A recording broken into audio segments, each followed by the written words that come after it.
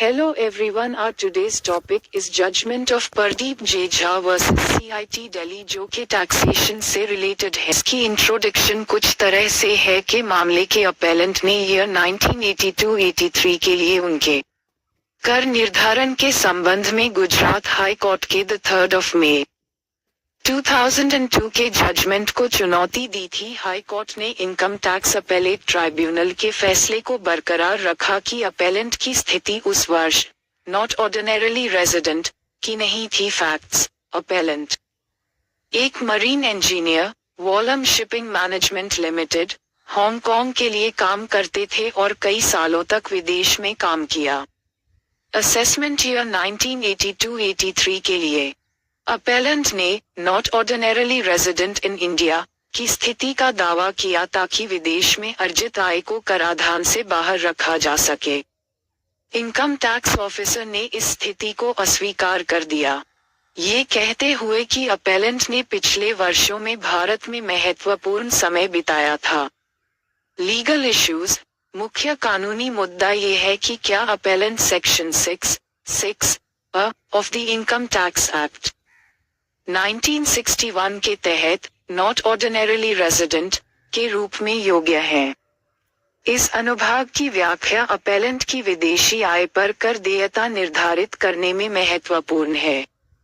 Contentions of plaintiff: appellant appellant ने तर्क दिया कि उन्होंने सेक्शन 6(6) के तहत मानदंडों को पूरा किया क्योंकि वे पिछले 10 वर्षों में से 9 वर्षों के लिए भारत में निवासी नहीं थे।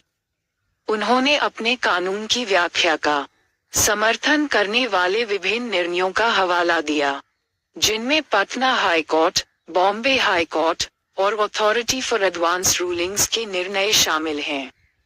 कंटेंशंस ऑफ डिफेंडेंट: रेवेन्यू ने तर्क दिया कि अपेलेंट ने सेक्शन 6(6) के तहत शर्तों को पूरा नहीं किया क्योंकि उन्होंने पिछले वर्षों में भारत में महत्वपूर्ण अवधि बिताई थी।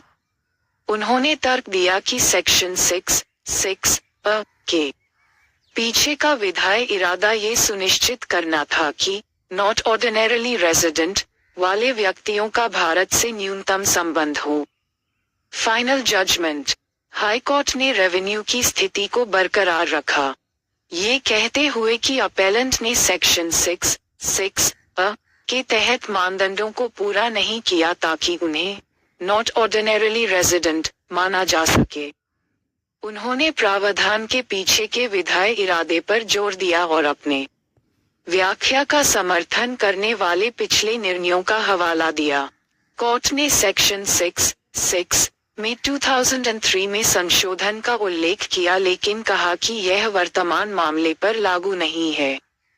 उन्होंने निष्कर्ष निकाला कि अपेलेंट की अपील स्वीकार की गई।